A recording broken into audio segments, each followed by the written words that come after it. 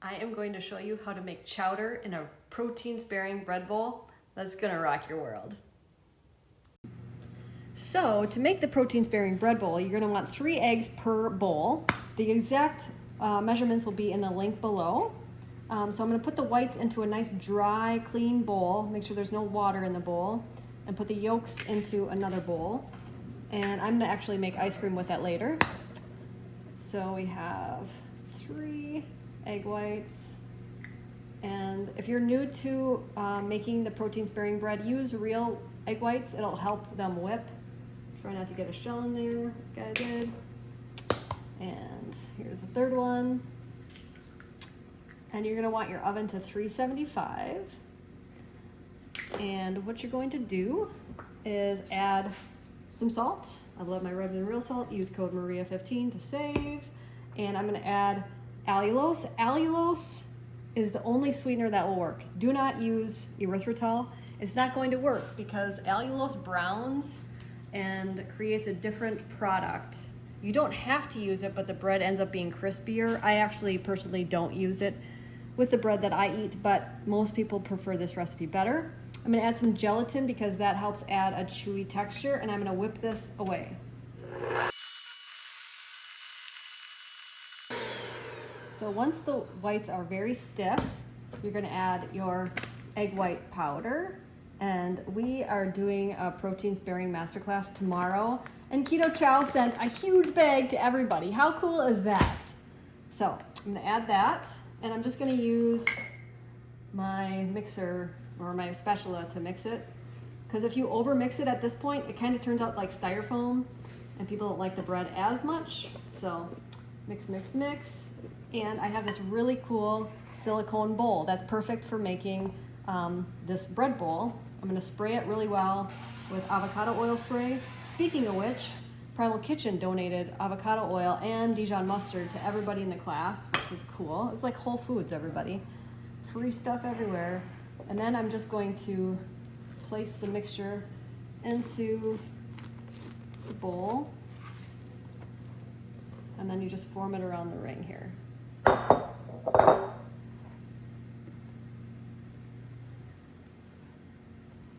I have my glasses on, which are super thick. You guys would probably laugh if you saw me right now. They're so thick, they're -12.5. If you have contacts, you'll know what that is. I'm gonna see if I can get, I can't get LASIK because they would shave too much of my cornea off. But I'm gonna see if I can get a lens insert, and I'm going later today, and you have to wear your glasses for 2 weeks, which is really hard to run with these huge, heavy glasses. But that's what I'm doing. So anyway, back to the bowl. You want to just form it into the bread bowl. So it kind of looks like that, totally full. And then I'm going to put it into the oven at 325 degrees.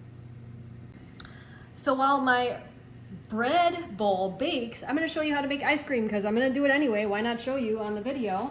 And you may have seen me do this before, but I'm going to put the yolks into a blender, and I have 6 yolks there because I made 2 bread bowls. Okay, and then what I have on the stovetop back here is really hot, heavy cream, and it's simmery. Ooh, it's hot. I need to grab a. What I'm going to do is turn the blender on low and slowly drizzle this in to cook the yolk.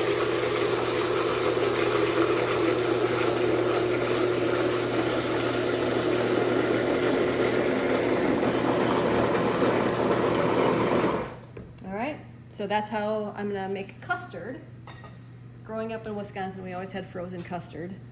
And then I'm gonna add stevia glycerate. Now you could use allulose. Allulose keeps ice cream soft. I use stevia glycerate and a few drops of monk fruit extract. And then salt. Salt is gonna keep your ice cream from hardening like a rock. So add plenty of salt in there. And then I'm gonna cut it with unsweetened almond milk to make it a little bit lighter. You do want some water content in ice cream, otherwise it's just like a creamy mess, kind of. I'm kind of working with a company to make a Maria ice cream line. We'll see, but they when we were playing with algorithms of the chemistry of ice cream, they needed a little bit of water content, not just heavy cream. So here it's warm, okay? I'm gonna blend it up a little. Okay, so it's nice and warm, so I'm gonna put it in the fridge to chill, but then I'm gonna put it right into my ice cream maker. And the full recipe will be in the link below. So now that my mixture had time to chill, I'm going to get my ice cream maker ready. My base is already fully chilled. Turn it on, pour it in, and before you know it, we have ice cream. Okay, so to make the seafood chowder, I'm gonna start with some chopped onions. I'm gonna heat my pan, and I'm gonna add some butter to the pot, and I'm going to add some onion, and it doesn't need to be a ton. I'm gonna do about 1/4 of a cup. A lot of people are afraid of onions because of the carbs in them, but onion and garlic add a lot of flavor. So I'm gonna start that sauteing, and while I do that, I'm going to get out my scallops, and I'm using Butcher Box scallops. I love them, they're wild caught, and I'm gonna do 5 scallops, depending on how large they are. I'm gonna put 5 of them. My mom always wants to steal them from my freezer when she comes over. And I'm using scallops instead of clams because if you shop for clams at the store, they always have sugar in them. So it's very hard to find clams without sugar unless you're buying fresh clams, and I don't have any in Wisconsin here. So I'm gonna do scallops because I think it has that same like chewy texture. And so once the onions are starting to saute, you wanna do that for a couple minutes. You usually, when you see a recipe and they say add the onions and garlic at the same time, they're usually an inexperienced cook, or they're just trying to make it an easier recipe. Sometimes I've written my recipes that way, but technically you always want to wait to add the garlic because it doesn't take quite as long. And I'm actually using roasted garlic. I keep my roasted garlic in the freezer, and I did a YouTube video on how to make roasted garlic. Roasted garlic is more mild. A lot of times when kids are picky eaters, if the garlic is too strong, they would like a roasted garlic. So I'll just add that now. Just a little bit, there we go. It squirts right out. When you squeeze it, it squirts. Pretty cool. And then I can store the rest back in the freezer. I love roasted garlic. I'm like a little kid. I don't like it when it's too strong. So just start sauteing that up. And while that's cooking, I'm gonna chop the scallops. You wanna pat them dry and then chop them up.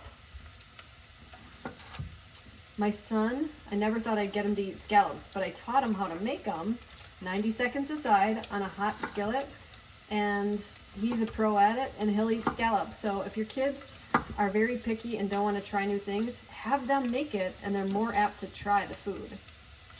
I love this chowder because it's pretty simple. It's onions, garlic, scallops, or clams, broth, we're going to use Kettle on Fire broth, and cream cheese, and salt.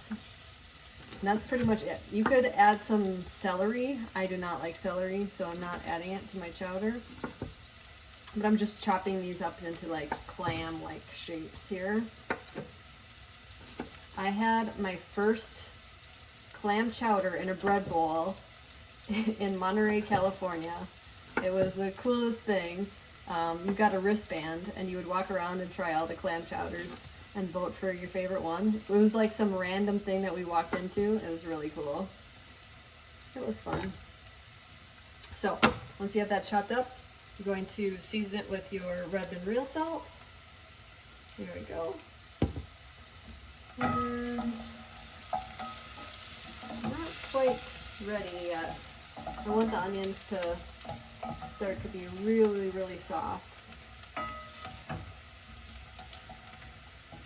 If you don't have scallops, you could use shrimp, you could use fish, you just about anything.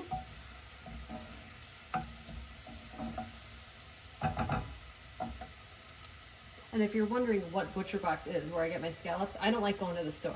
I have just about everything mailed to me, including all of my meat and seafood. And if you want to have this mailed to you, message me. I can send you a special link. They usually give me a special code so you can save. You can get free bacon for life or whatever. Oh, that's what we should add. We should add some bacon. We're gonna add some bacon to this. Shoot. Maybe I'll garnish it on the top with bacon. That's what I'll do. All right. So this looks good. I'm gonna add the scallops now.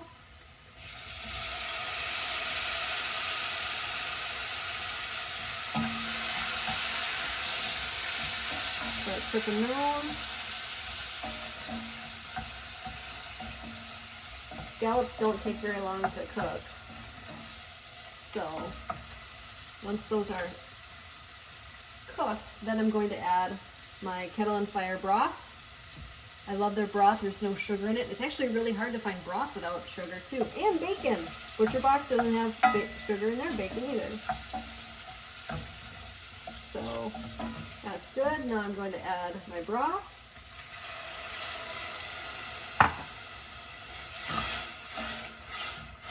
And then the last thing you're going to add is cream cheese.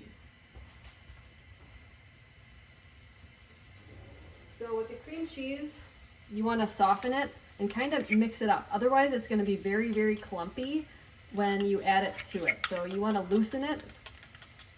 That's with anything when you add cream cheese. It can get very, very clumpy.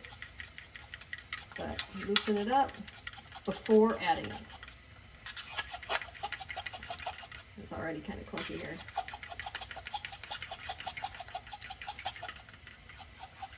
And what you could do is add broth to this to loosen it up before adding it to the soup.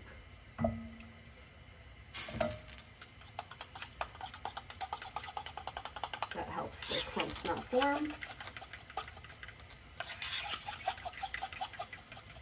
And you just add that to it.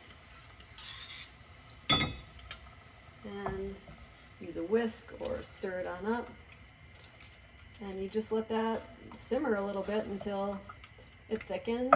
You could use like xanthan gum or gar gum to thicken it, but I try to stay away from those. Just not the best on my tummy. And that's going to go into your bread bowl.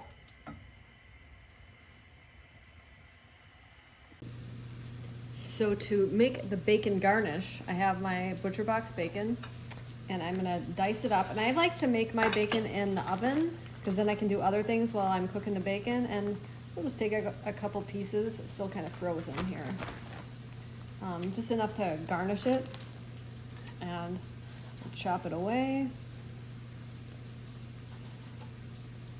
And I just put a piece of parchment on a rimmed baking sheet, and I'll bake it in like a 400-degree oven for, I mean, it depends on how crispy you like your bacon. I like it pretty crispy. I want it to be like the crunch in the soup, another texture, which I really like. I've made chicken cracklings. If anybody's made my Greek avocado soup, I make chicken cracklings. So you put that on there and spread that out. And that will go into the oven for about 15 minutes. So here we have the soup, and I'm gonna ladle it into the bowl. And I have the bacon all finished. I'm gonna garnish it with some bacon here. It's nice and crispy. And there we have clam or seafood chowder in a bread bowl. And there you have it. Simple chowder in a beautiful bread bowl, just like you would have in San Francisco. What's not to love? And if you try it and you like it, make sure to share this video with your friends so they know how delicious and easy keto can be. If you want to change your life like I've changed mine with food, I would be honored to help you. Many of you don't know that I was twice my size. I had acid reflux. I had PCOS, which is polycystic ovarian syndrome. I had depression. I had IBS, which is irritable bowel syndrome, and food changed my life. And not only did that happen, I get to eat good food. right? Good food. So if you want to eat good food, I have perfected meal plans made by me and personal help with supplements or modifications if you have Hashimoto's, if you have Graves, if you have IBS, if you have PCOS, contact me. I would be honored to help you. You can go to keto-adapted.com and find a lot of different options there for personalized help, or message me by commenting below on this YouTube video, or you can check me out at mariamindbodyhealth.com. Mahalo.